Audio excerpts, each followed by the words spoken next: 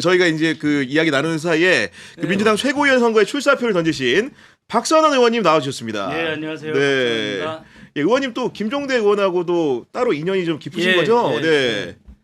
인연 이야기하지 말라고 친소 관계 누구 잘하느냐 이런 거 이야기하지 말라는데 네. 김종대 의원님은 아주 제가 존경하는 후배님. 아 그렇군요. 네. 분야에서 늘 뜻을 같이 하고 두 분 다 워낙 이렇게 예.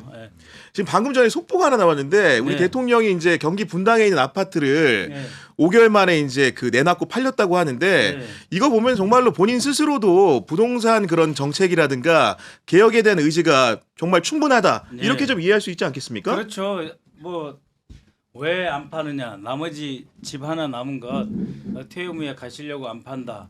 그게 말이 되느냐? 뭐 온갖 시비거리를 삼으니까 대통령께서는 나중은 나중 일이고 네. 깔끔하게 정리하시고 부동산에 대해서 여러 정책의 이 요구가 많이 있는데 모든 요구를 있는 대로 받아서 판단하고 새로운 정책을 내세우기 위해서는 그러니까요. 본인 스스로가 없는 게 좋다. 당신 스스로가 그래야 되지 않겠나. 네. 어떤 편견도 없이 나의 이해관계 없이 정책을 추진하시겠다는 의지의 표현으로 보입니다. 거기에 더해 가지고 이제 신임 예. 이제 한성수 총리 같은 경우에도 예. 임명 과정에 인준 과정에서 예. 보유하고 4채 중에 또 3채를 정리하셨기 때문에 예. 적어도 두 분은 부동산 다 정책 팔았어요. 얘기를 떳떳하게 하실 수 있을 것 같아요. 보니까. 네. 그렇습니다. 우리 문재인 정부 때가 생각나는데 참 안 파시더라고요. 그분들. 안 파고 나간 분도 있잖아요. 심지어는. 그러게요. 네. 그래서 왜 그러시는지 참 안타까웠는데 그야말로 이제 공직에 있으면 그에 걸맞는 의무를 이행을 해야 되잖아요. 그렇습니다. 네. 솔선수범. 그 무거운 것입니다. 그게. 예, 그렇지만은 한성수 국무총리 인사청문회 때도 봤는데 결연하더라고요. 자기 때문에 어떤 그 정부에 이만큼이라도 흠집이 나서는 안 된다. 네. 다 정리를 하더라고요. 네, 어쨌든 간에 오늘 그 얘기로 시작을 해봤는데 네. 오늘 그러니까 우리 박선원 의원님을 모신 이유는 네. 이번에 8월 17일에 민주당 전당대회가 열리고 그중에서 네. 5명의 선출직 최고위원을 선발하게 돼 있는데 네. 이번에 최고위원 선거에 출사표를 던지셨고 네. 제가 출사표를 살펴보니까 예. 이기는 민주당, 네. 유능한 민주당을 만들겠다고 하셨는데 예. 좀 어떤 의미인지 궁금합니다. 예, 그 앞에 하나 빠졌는데 위기에 강한 박선원 이기는 민주당. 그렇죠. 네. 그러니까 위기를 위기로 못 느끼면 그러면 그 집단이 어떻게 되겠습니까? 망하는 겁니다. 근데 지난번 지방선거 때 충분히 위험하다는 신호들이 곳곳에서 들어왔거든요. 호남 공천 그렇게 돼서 전남은 전남대로 전북은 전북대로 곳곳에서 시끄러웠잖아요. 대책이 없어요.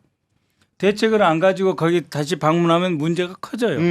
그다음에 평택 선거도 깔끔하게 정리를 했어야죠. 다 자 두 후보가 단일화를 하든지 그렇습니다. 서로 깔끔하게 서로 비난하지 말고 자 오늘 여기서 4시간 동안 결론을 지어라 하든지 그렇지 않습니까? 아니면은 앞장서서 중재를 하든지 또 서울의 경우에도 정원호 후보님이 아무래도 그 국회의원이라든지 이런 그 중량감에서 조금 채워져야 될 부분이 있었기 때문에 같이 경선했던 분들은 다른 데 가지 마시고 다 서울에 집중하세요라든지 뭔가 했어야 돼요.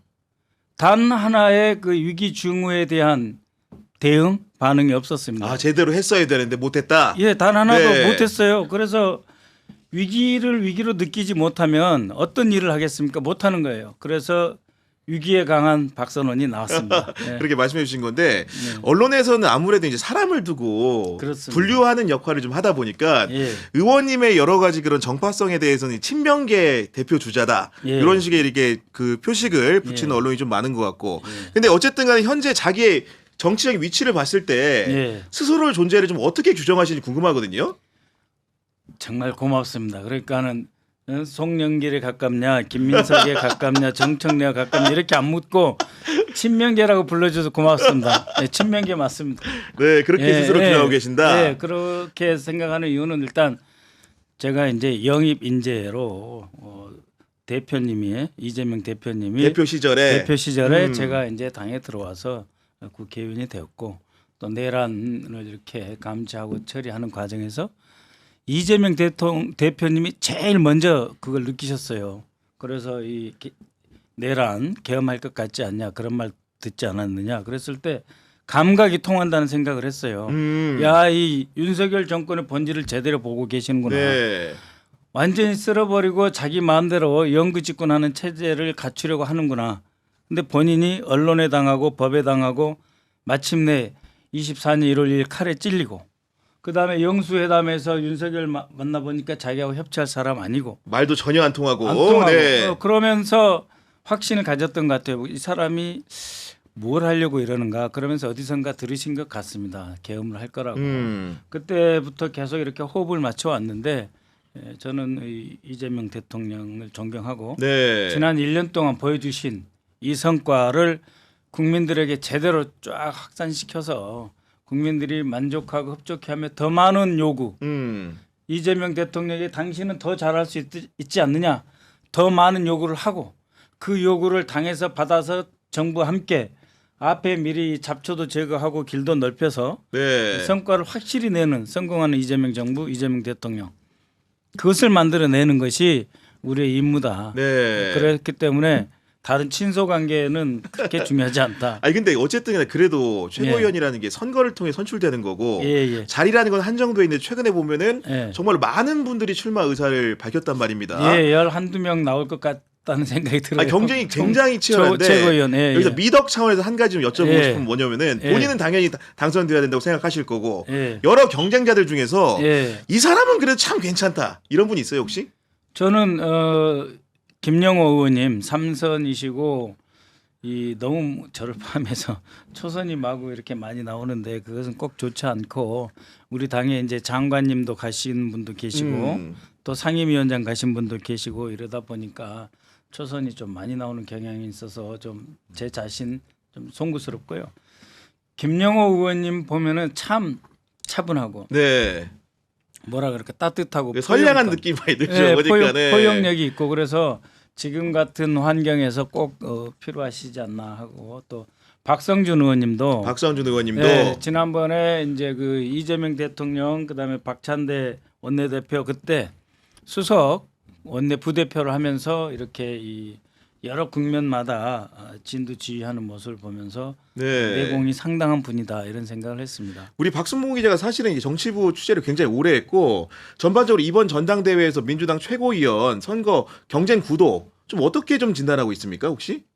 일단 출마 선언한 후보가 9명이 있습니다. 그리고 네. 이제 출마 가능성이 있는 사람이 한 3명 정도가 거론이 되니까 아까 말씀해 주신 대로 11명에서 12명 정도 될 것 네. 같고요. 네. 좀 분류를 하면 친청 쪽이 좀 적으니까 먼저 말씀을 드리면 최민희, 한민수, 그다음에 이성윤 의원. 이성윤 의원까지. 이성윤 의원은 나올지 안 나올지 모르겠다는 얘기들이 있었는데 최고위원직을 던졌기 때문에 나올 가능성이 좀 있을 수 있을 것 같고요. 그다음에 이제 친명 쪽에는 박선원 우리 박수 의원. 대표 주자 계시고요 네. 지금. 네. 출마 선언도 빨리 하셨고요. 네. 이건태, 김용, 서미화, 박성준, 그다음에 이제 정진우 의원도 나올 가능성이 있을 것 같습니다. 예. 거론이 되고 있고. 그다음에 이제 아까 말씀해주셨던 김영호 의원, 그다음에 정민철 후보, 뭐 김영남 후보 이런 분들도 있습니다. 아 청년 최고위원자직 선출직 아니기 때문에 그냥 도전할 가능성도 있다 이런 말을 좀 해준 거고 그리고 의원님 같은 경우에는 아까 이제 초두에도 예. 정청래 지도부에 대해서 약간 박한 평가를 좀 해주셨는데 네. 특히 이재명 대통령을 지킨다고 본인 스스로 말하는 것은 네. 어불성설에 가깝다고 말씀하셨는데 그렇죠. 어떤 행위가 이재명 정부에 위협이 됐다고 판단하시는 겁니까? 그러니까 이제 우리 정청래 전 당 대표님을 좋아하는 분들도 계시고 그래서 좀 제가 분명하게 좀 말씀드려야 될 것 같아요. 그러니까 우리가 대통령제이고 임기 1년이고 대통령께서 일을 잘하고 계십니다. 그럼 일을 더 잘할 수 있도록 성공하는 이재명 정부를 위해서 뒷받침하겠다. 이건 그렇죠. 그건 맞아요. 네. 근데 지키겠다고 하는 거는 이재명 대통령이 어디 뭐 수세에 몰려서 뭘 잘못하신 것도 아니고 끝까지 우리 국민과 나라를 위해서 일하실 분이고 임기 4년을 8년처럼 일하시겠다고 하거든요. 그러면 우리 이재명 대통령이 말하신 이 3대 메가 프로젝트를 설명을 하시든지 대통령께서 해외 순방 다녀오셔가지고 성과가 있으면 그걸 이야기를 하시든지 그렇게 해서 우리 그 정부와 대통령이 하는 일을 계속적으로 잘 되게 뭔가 이렇게 북돋는 역할을 해야 되는데 대통령을 어떻게 지켜요? 대통령님 일 잘하시고 법률대로 퇴임하시고 계속해서 우리나라의 지도자로 남아 계실 겁니다. 그런데 이런 말 하는 것 자체도 불경이에요. 저는 노무현 대통령님, 이재명 그렇죠. 아니, 네. 또 문재인 대통령님 이렇게 겪은 경험으로 말하면요. 이런 말 자체가 사실 무슨 그 옛날 이야기 하느냐, 에? 무슨 유교 사상도 아니고 뭐냐 이런 말씀 하실지 모르는데 고리타분하다.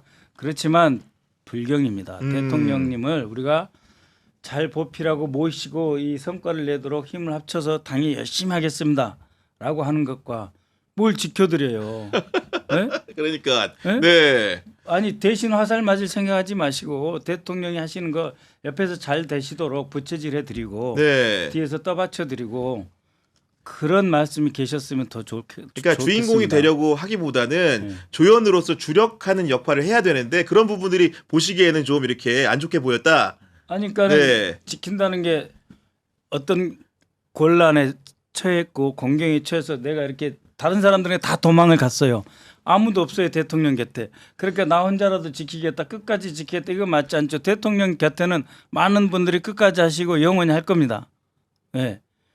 다 같이 끝까지 하나가 돼서 민주정부가 총선 승리하고 이재명 정부가 총선 승리하고 정권 연장하고 그래서 지금 내놓은 이러한 그 대개혁들 네. 민주화는 진보 정권이고 산업화는 박정희다. 그게 아니고 제2, 제3의 새로운 산업, 새로운 산업화, 새로운 대한민국. 김대중 대통령이 IT 시대를 연 그 이후에 완전히 질적으로 새로운 그야말로 초격자 대한민국 시대를 열겠다고 하는 것 아닙니까? 대통령님과 함께 쭉 갈 겁니다.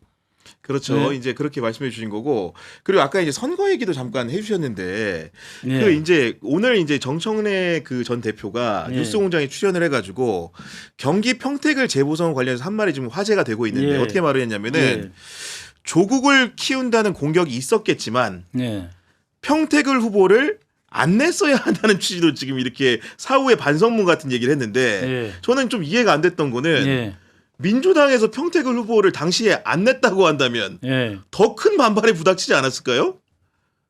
냉정하게 말하면요. 네. 그 이광재 후보로 거론된 적이 있다고 했지 않습니까? 그 자리가 네, 네. 그 자리가 그러면은 우리가 이제 사실 김영남 후보님 같은 분도 좋은 분인데 깊이 알지는 못하잖아요. 아는 기간이 짧았기 때문에. 그렇죠. 이제 밖에서 오셨어요. 여기 예, 민재니까. 그렇기 때문에 네. 우리가 충분히 알고 정말 괜찮은 분을 이제 그 자리에 내서 경쟁을 하시게 하고 두 분이 멋지게 단일화든 아니면 한쪽에 그 힘을 몰아주는 그런 모습이 있었다면 얼마나 좋겠습니까?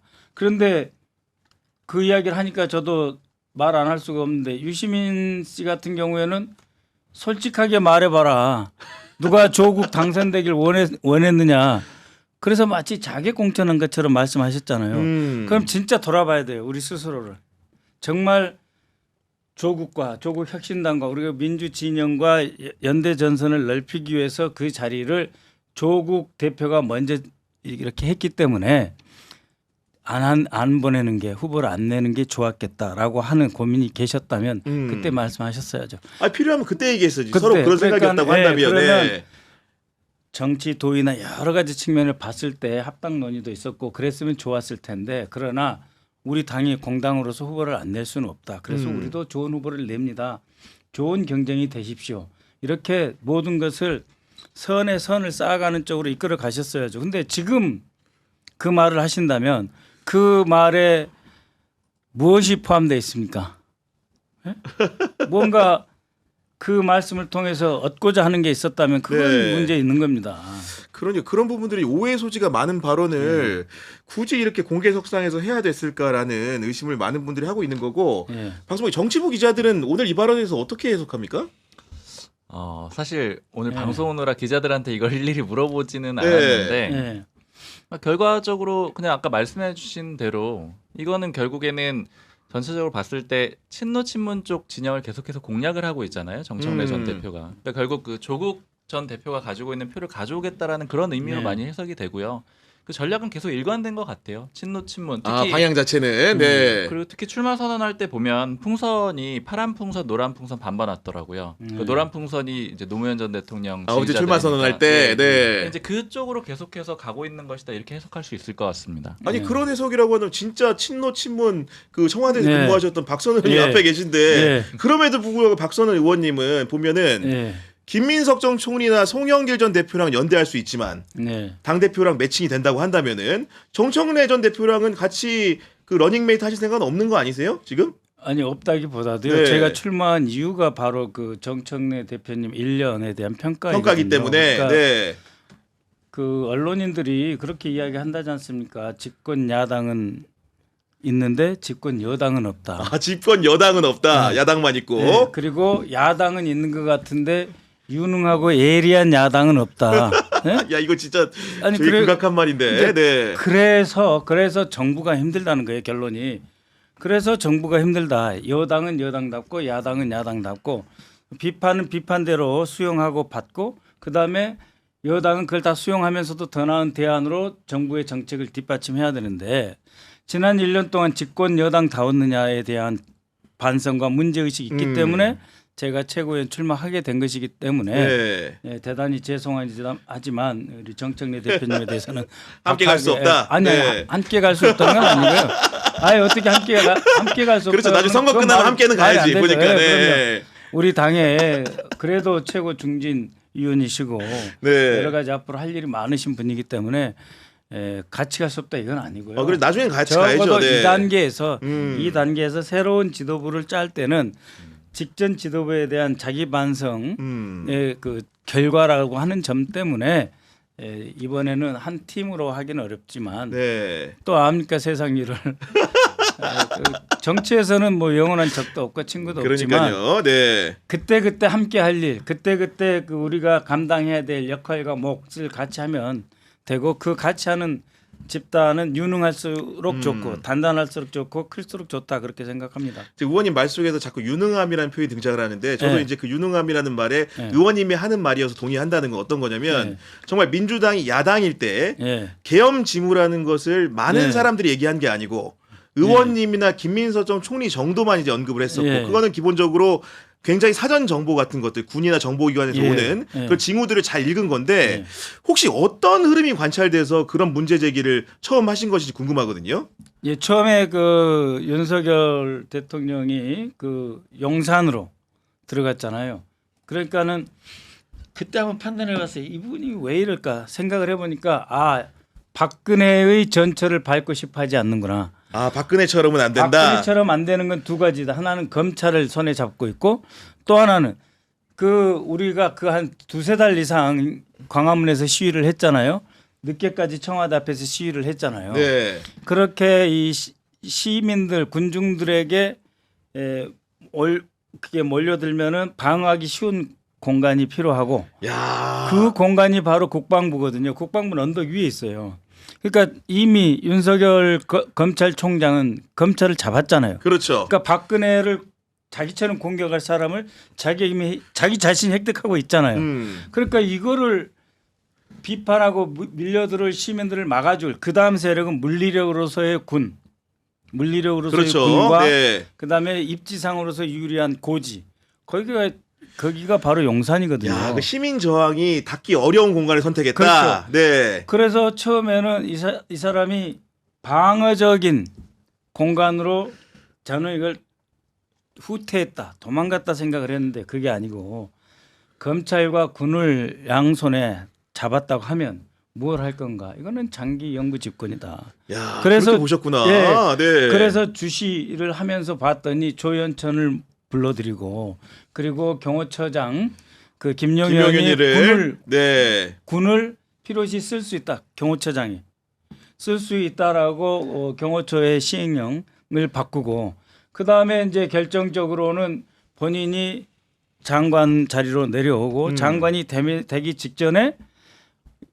특전사, 그다음 방첩사 그리고 그 수방사 세 사령관을 경호처로 불러들이는데 여기 경호처가 함남동에 있으니까 해병대가 이거를 감시하거든요. 육해공 섞여 네. 있으니까 해병대가 이제 그 사이에 껴서 이제 전체 이 부지를 출입을 통제를 하는데 안 들키려고 한남 초등학교의 운동장에 자신의 그 부관을 보내가지고 그 차에서 아, 승합차에 태워가지고 태워가지고 옮겼구나. 세 사람을 태워서 온 거는 결국은 뭐냐 국방장관도 모르게 합참의장도 모르게 뭔가 모의를 한다는 거거든요. 야, 그러니까 김용현의 특이한 동태를 의원님이 일찌감치 파악을 하신 거군요. 그러니까. 네. 그래서 그게 파악된 거 하고 그다음에 이제 딱 자리가 바뀌어서 아까도 계속 말씀하시던데 신원식이 특별히 잘못이 없었어요. 신원식이 국방장관 하고 싶어서 국회의원을 안 한 사람이잖아요. 그러니까 맞아요. 네. 그런 사람 10개월 조금 더 지난 사람을 물리치고 김영형을 집어넣는다. 이거는 너무 수상하다. 네. 강력한 목적 의식과 도달해야 될 타겟 목표가 있기 때문에 가능한 거거든요. 그래서 그런 연장선상에서 이렇게 알람을 주셨고 실제로 그 계엄 당일에도 의원님 같은 경우에는 뭔가 좀 이제 수상한 동향들이 있다라는 걸 좀 알고 계셨던 것 같고. 그렇죠. 네. 우리가 그 김 총리하고 저하고 원래 이야기를 할 때는 그러니까 네. 12월 3일에서 12월 20일 정도에 할 가능성이 높다고 생각했어요. 아, 그 범주 안에서. 네. 왜냐하면 그때 이제 정규국회 완전히 다 끝나고 그리고 지금 이제 정권이 미국에서 바뀌었잖아요. 바이든은 힘 빠지고 아직 트럼프는 들어오기 전이고 미국 워싱턴은 이제 그 크리스마스 시즌에 들어가면 제가 이제 뭐 미국도 살고 영국도 살고 했는데 12월 5일이나 10일부터 서로 연락하면은 실례예요. 다 휴가를 가거든요. 야, 그러니까 주요국의 동향으로부터 약간 좀 거리가 있고. 그렇죠. 그러면 이제 미국이 이제 간섭하지 못하고 확 치고 나가면은 이제 쿠데타 성공할 수 있는 것. 그게 전두환이 했던 12.12구나 그래서. 그게 12.12예요. 예. 그래서 12월 10일부터 20일 사이를 우리가 주의하자 하고 살짝 방심했던 때예요. 그런데 12월 3일에 뭐 이렇게 갑자기 특전사 동향이 나오니까 그때도 생각도 못했어요. 계엄할 거라고는. 그리고 나서 윤석열이가 뭐 예산 문제로 계엄 이야기가 아니고 예산 문제로 우리를 비난하는 그 기자회견을 준비한다 그래서 김 총리에게 이제 문자를 보내고 있었는데 진짜 계엄을 해버린 거구나. 계엄입니다라고 제 보좌관이 그 보고가 들어와서 저도 이제 다 주섬주섬 챙겨 있고 차 타려고 하는데 윤석열이가 딱 나오더라고요. 화면에. 네, 화면에. 그래서 바로 이제 지하로 가서 차 타고 이제 모였거든요. 네. 근데 이 전체 국면에서 이 김민석 전 당시 수석 최고위원하고 아까 이재명 대표님 말씀드렸지만 추미애 전 당대표님의 역할을 말씀드리지 않을 수 없어요. 추미애 전 당대표님이 2016년 12월 달에 계엄한다고 말씀하신 적이 있어요. 2016년 12월 달에. 네, 그러니까 이제 박근혜 탄핵되고 막 이럴 때 그때 이미 어떤 문건과 군인들한테 첩보를 받아가지고 추미애 당시에 당대표가 계엄한다고 한다는 그 경고를 말했는데 그 계엄한다고 하는 그 경고를 보고한 게 김민석이에요. 그렇구나. 네, 그러니까 이 추미애 전 당대표와 김민석 수석 최고위원은 이미 2016년 17년 때 그걸 한번 경험을 해본 분들이에요. 그랬구나. 네. 그리고 실제로 그렇게 계엄 문서가 작성이 됐었고 그런 분들과 이재명 대표 그리고 제가 합류가 돼서 이 계엄을 사전에 예방하고 싸우기도 하고 정말 세게 싸웠습니다. 국회 국방위에서 같이. 그리고 이제 추미애 대표도 이제 국방위에 계셨고요. 그런 사이에서 우리가 역할을 해왔는데 뭐 아니 그러니까 제가 여쭤보신 이 포인트 그렇게 우리 박선원과 김민석이 합심을 추미애도 마찬가지로 합심을 해가지고 징후를 먼저 읽고 예방도 하고 누구보다도 철저하게 이 일을 대응했는데 이거를 이성윤 최고위원은 충분히 동료 의원이니까 박선원 의원한테 연락해서 확인할 수도 있고 그럼에도 불구하고 계속 여러 가지 의혹 제기를 꾸준히 했던 이 배경은 뭐라고 보십니까? 아니 제가 작년 12월 3일 날 책에 다 써놨어요. 이 전체 과정을. 네. 그거 보시면 돼요. 네? 그리고 책만 열어봐도 돼. 전화할 필요도 없이. 아니 그리고 각 의원님들한테 한 권씩 보내드렸어요. 그래서 자기 서가에 꽂혀 있으면 보면 되죠. 이날 뭐했지 이 사람들. 네. 그런데 왜 이런 식으로 그 공격을 합니까? 그러니까 결국은 이번에 최고위원 나오려고 다 준비하는 그 과정이 아니었겠어요? 그러니까 아니, 어쨌든 그쪽하고 싸워야지 자기 몸집도 커지기 때문에 그렇죠. 정치권리상. 네. 이미 최민희 의원님이 나오신다고 그러고 그때부터 이미 한민수 의원님이 비서실장 출신으로 나오려고 준비하고 있다고 한 판에 지금 바뀌는 이게 자신이 최고위원 하고 있잖아요. 네. 하고 있으면서 또 나와야 되니까 명분이 필요하셨던 것 같은데 좀 더 센 게 필요했다 그러니까. 예, 네. 근데 아유 그러시면 안 되죠. 아니 근데 예. 의원님 보니까 되게 이제 그 정보에도 밝으신 것 같은데 이런 분이면은 기자들이 평소에 굉장히 자주 연락드리고 좀 이렇게 찾아뵐 것 같은데 기자들 사이에서 평가는 좀 의원님 좀 어떻습니까? 들어오기 전에 쫙 한번 예. 연락을 돌려봤는데 예. 일단 예전에는 그렇게 기자들하고 많이 접촉을 하시진 않는데 요즘에 좀 많이 하신다는 얘기를 좀 들었고 예. 근데 기자들이 공통적으로 하는 얘기는 뭐냐면 다른 의원들을 만나면 박선원 의원은 당원들한테 인기가 많고 인지도가 굉장히 높다. 그래서 인지도는 엄청 높죠. 그러니까 당원 네. 투표는 1등을 할 것 같다. 이렇게 아 당원 얘기를 하고. 투표 1등 할 것 같다 지금. 네. 그러면서 이거 책임져야 됩니다 지금. 어떤 사무처 직원한테 한번 물어보니까 네. 또 평가가 어떠냐 이렇게 물어보니까 인기가 굉장히 많다. 그러면서 뭐 덕후라는 커뮤니티를 한번 가봐라 궁금하면은 아 덕후. 네, 거기 가면은 박선원 의원 인기를 잘 알 수가 있다 이렇게 얘기를 하고 그리고 이제 어떤 기자는 그 유튜브가 구독자가 아마 의원들 사이에 1위일 거다 이렇게 얘기를 해서 제가 랭킹이 네. 들어가 봤더니 48만 8천 명인 거예요. 아 굉장히 구독자가. 많으시네요. 네. 정청래 대표님이 1위이시고 아, 네. 김병주 의원님 그다음 3위시군요. 네, 그래도 3위. 어마어마한 구독자를 네. 또 보유하고 계신 아니, 건데 근데 많이 빠졌어요. 지금 정청래 대표님하고 제가 잘 지내려고 노력하겠습니다. 아니 그런 거 두려워하시면 안 됩니다 아니, 지금. 네. 지금 이제 냉정하게 친소관계 친하고 네. 가깝고의 문제가 아니고 지금 대통령님이 임기가 4년 남았는데 지금 대선 이야기하고 그러면 되겠어요? 진짜입니다 저는 이 청와대에서 진심으로 말씀하시는 거죠? 예. 청와대에서 노무현 대통령님을 모실 때 그럴 때 보면은 굉장히 민감해져요. 대통령님이 이렇게 하고 계시는데 당이나 이런 데서 좀 야박하게 하고 나오면 정말 섭섭하거든요. 대통령이 고생하는 게 눈에 보이니까요. 그렇지. 그런데 4년 남으셨고 성과가 이렇게 있고 그러면은 정말 정책에 대해서 먼저 설명하시고 대통령께서 오늘 해외 순방 가셨으면 오늘 G7 가셔가지고 이런 말씀 밤사이에 정상회담 있어서 하셨습니다. 벌써 좋은 성과를 거두고 계십니다. 이런 말 해주셔야죠.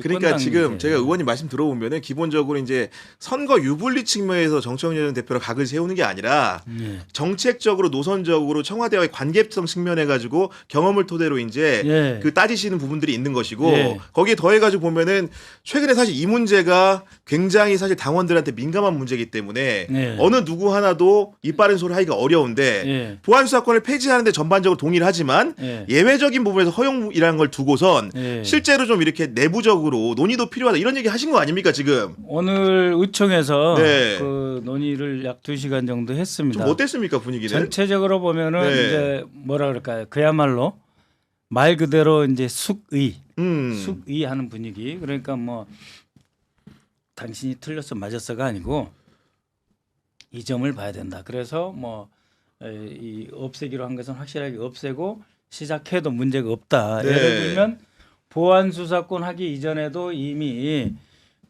검찰이 현재 경찰이 수사하는 거 영장 청구부터 해서 다 들여다보고 있다. 그러니까 최종적으로 서류만 가지고 와서 검사가 판단하는 게 아니다. 네. 그 이전부터 예를 들면 이제 중대범죄수사청, 중수청이라든지 해서 음. 수사를 하면 그 과정에서 그 압수수색 영장 같은 것을 검사한테 얘기할 때 다 들여다보고 진행 상황을 어느 정도 파악을 하고 있는 상태에서 이렇게 검사에게 가는 거기 때문에 구속 사건의 경우에 예를 예, 들면, 예를 들면 네. 그렇기 때문에 그래서 보안 수사권이 필요가 없다. 네? 이미 충분히 다 검사가 알고 보는 거다. 막판에 그리고 공소시효 5년 10년이 있는데 그 공소시효 10일 놔두고 경찰에서 막 들고 가가지고 검사한테 던져주고 알아서 하세요 이렇게 하면 안 돼. 보안 수사해야 돼. 10일밖에 안 돼서 못해. 네. 그런 경우는 거의 없다. 드물다. 네.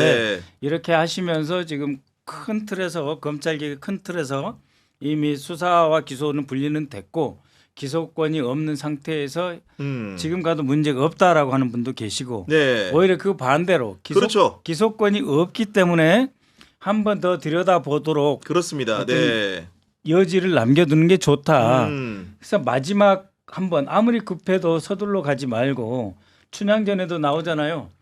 편지 한번 보낼 때 마지막으로 한 번 더 뜯어서 내가 제대로 편지를 썼는지 한번 확인하자. 예. 행인 인발 우계봉 한 번 더 뜯어보자. 그런 것처럼 마지막 장치를 놔둬도 맞아요. 네. 검찰이 인지 수사를 하지 않고 음. 그다음에 뭐 이제 이제 표적 수사도 인지 수사가 없기 때문에 표적 수사도 안 한다. 그다음에 무슨 뭐 없는 걸 이렇게 만들어 가지고 별건 수사도 안 한다. 그렇기 때문에 오히려 보안 수사권이 있어도 된다는 분도 있고 아니다. 그래도 일단은 없는 걸로 해 놓고 충분하게 있다고 한다면은 경찰에 대한 어떤 감시 감독 더 한다든지 하는 방법을 찾을 수 있다. 이제 경론이 이렇게. 있었군요. 한마디로 얘기하면. 네. 아니 근데 격하진 않았어요. 그래요? 그 차분하게. 차분하게 네. 각자 다 자기 말씀하시고 차분하게 듣고 이 문제를 바라보고 있습니다. 왜냐하면 중요한 문제니까요. 우리가 이 맞아요. 예. 검찰 개혁을 다 해놓은 상태에서 형사소송법에서 어떻게 보면 이제 여러 쟁점 중에 하나 남은 건데 이거 맞아요. 하나 때문에 네. 검찰 개혁 전체가 흔들리면 안 되니까. 잘했다 예. 못했다 이렇게 이제 엎어지고 책임지고 누구는 좀 과격한 편으로 독박 쓰고 이런 일이 벌어지면 안 되지 않느냐. 네. 그래서 우리가 끝까지 책임 있게 하자 이런 분위기입니다. 지금 그래서 네. 다들 조금 더 깊이 있게 하자. 그리고 이렇게 이 존치하자는 분, 폐지하자는 분 이렇게 나눠서 그룹 토의도 해보고 또 공개 토론도 하자. 그렇게 되어 있습니다. 그러니까 생각보다 그러니까 번개불에 콩굽듯이 뭐 이렇게 일사천리는 아닌 것으로 보이네 보니까 조금 더 이제 논의 여지를 남겨두는 예. 게 오늘 의총의 정리 포인트인 것 같은데. 예. 네. 어느 쪽으로 가더라도 그러니까 네. 어느 쪽으로 결정을 하더라도 우리가 알고 문제를 짚어보고 확인하고 결정하자 이런 거죠. 네. 결정을 미루자는 건 아니고요. 그러나 우리 이 각 의원들이 자기 지역에서나 향후에 어떤 일이 있을 때 대답할 수가 있어야 되잖아요. 설명할 수 있어야죠, 설명할 당연히. 수 있어야 되잖아요. 내 입장이 어느 쪽이든지 그렇기 때문에 다 듣고 토론하는 그런 네. 분이었습니다. 시청자분들 의견 많이 주고 계신데 아우라님 같은 경우에는 내 마음의 최고위원 박선원 의원님 존경합니다라고 해주셨고 로진님은 심지가 고드신 박선원 의원님 이런 평가해 주셨고요. 제니리님은 박선원 의원님 응원합니다라고 이렇게 많은 응원 문자 보내주고 네. 계신데 이제 그 저희 대회가 말미를 좀 향하고 있는데 네. 그 흔히 아까도 말씀하신 게 네. 민주당이 남은 4년을 8년처럼 일해야 된다 네. 이런 말씀하시는 거고 예. 최고위원이 된다고 한다면은 예. 이재명 정부의 성공을 위해서 의원님이 예. 예. 어떤 일을 가장 먼저 추진할지 좀 말씀해 주시기 바랍니다. 예. 안보에서 남북 대화를 통해서 현재의 그 전쟁이 없는 상태를 차가운 평화라고 하거든요. 전쟁이 없는 상태를 넘어서 대화가 시작돼서 긴장이 완화되고 그래서 이제 앞으로 평화가 좀 더 단단해지는 일이 이제 제일 중요합니다. 지금 한번 생각해 보세요. 진짜 이상합니다. 러시아가 가장 가까이 있는 우크라이나를 패고 있죠. 네? 그렇죠. 그다음에 미국이 가장 싫어하는 이란을 지금 패고 있잖아요. 협상한다 그랬다가 또 패고 있잖아요. 그걸 보면서 중국은 무슨 생각을 할까? 아직 미국이 이란에서 중동에서 오지 않고 오기 어려운 이때 나도 어떻게 해볼까 그렇죠. 이런 오판할 네. 수가 있어요. 전쟁이라는 것은 반드시 합리적 결정 과정이 아닙니다. 오인과 오판에 의해서 전쟁이 일어나는 경우도 많습니다. 그러면은 중국이 오판을 한다 치면은 바로 발밑에서 전쟁이 터지는 거예요. 동아시아가 불구덩이가 되겠죠. 네. 그랬을 때를 대비해서라도 지금 북한과 우리는 차가운 평화가 아니라 조금 더 열린 평화로 좀 나아갈 필요가 있다. 그게 이제 대통령이 제일 원하시는 것 중에 하나고요. 네.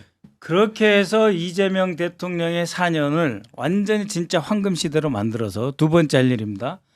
전 세계의 최첨단 산업 기지로 대한민국을 통째로 개조하겠다는 거예요. 네? 그래서 우리 민주진보 정부는 민주화만 하고 저기는 산업화가 아니라 우리는 민주화 산업화 다 한 성공적인 대통령이 될 수 있게 우리 이재명의 꿈과 계획이 실현되도록 하는 게 제일 두 번째. 그러기 위해서는 미리 보고 미리 판단하고 확실하게 지원해 드려야 됩니다.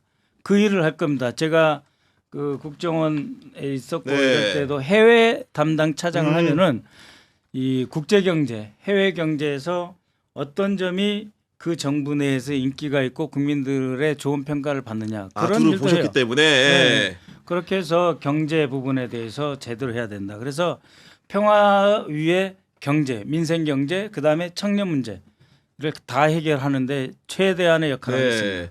오늘 이렇게 의원님 모시고 얘기 좀 들어봤는데 우리 박순봉 기자도 여야 통틀어서 굉장히 많은 국회의원들 만나는데 좀 어떤 느낌 들었는지 한 말씀 좀 부탁드려요. 네. 좀 사실 다른 기자들도 이런 평가를 좀 하기도 하던데 약간 연예인 같은 야, 잘하네 방송 보니까. 연예인 같은 그런 느낌. 연예인처럼 그리고 잘생기셨네요. 아까 들어오실 때도 예. 딱 미소를 지으면서 들어오시더라고요. 고맙습니다. 온화한 모습으로 또 들어오시고 예. 이런 얘기 이제 하시는 건데 예. 어쨌든 간에 이제 저희 방송 시청자들 중에도 민주당 예. 당원들이 참으로 많기 때문에 예. 뭐 라이브로 보시건 녹화 방송을 보시고 하실 텐데 예. 끝으로 이제 당원들이 예. 우리 박선원 의원을 최고위원으로 선택해야 되는 이유가 예. 무엇인지 한 말씀 좀 부탁드립니다. 예. 위기에 강한 박선원, 승리하는 민주당. 우리가 이겨야 돼요. 총선 이겨야 됩니다. 앞으로 오늘부터 1년 반 동안 열심히 일을 해가지고 그 결과로 총선에서 국민들의 다시 한 번의 선택을 받아야 됩니다. 그래서 우리가 과반수 이상을 확보를 해야 됩니다.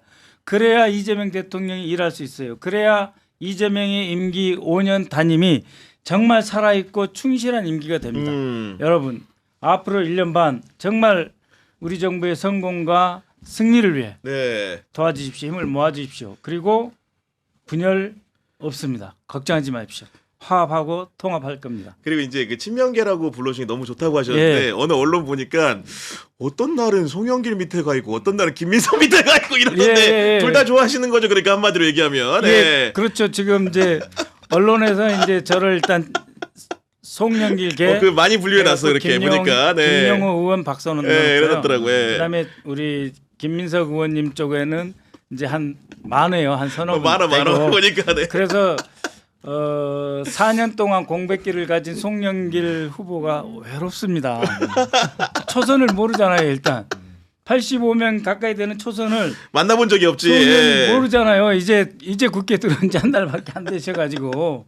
근데 제가 김민석 후보하고 친하다고 네. 민석 후보하고만 다니면 좀 그렇잖아요. 그렇죠. 그래서 예. 일단 또 선호 투표니까요. 네, 또. 그래서 처음에 사실 여쭤보고 싶었는데 바로 답변이 나왔었는데 네. 그 모 친청계 의원이 그러더라고요. 송영길 쪽이야. 예. 그래서 나가 딱 들어오셔가지고 바로 정리를 하셔가지고 아 이거는 되게 의미 있는 정보다. 예. 네. 근데 우리 정청래 후보님 좋아하는 분들이 네. 제가 한쪽에 서는 걸 싫어해요. 왜냐하면 정청래 후보님을 좋아하시면서도 또 저를 좋아하는 분들이 계시거든요. 겹칠 수 있죠. 충분히. 네, 충분히. 그거는, 네. 그래서 그야말로 너 그럴 줄 몰랐다 이런 분들이 계세요. 근데 강원 동지 여러분, 우리 하나가 됩니다. 네. 우리가 달라야 얼마나 다르겠어요. 총칼로 우리 죽이려고 한 사람도 있는데 우리 네, 하나가 됩니다. 걱정하지 알겠습니다. 마십시오.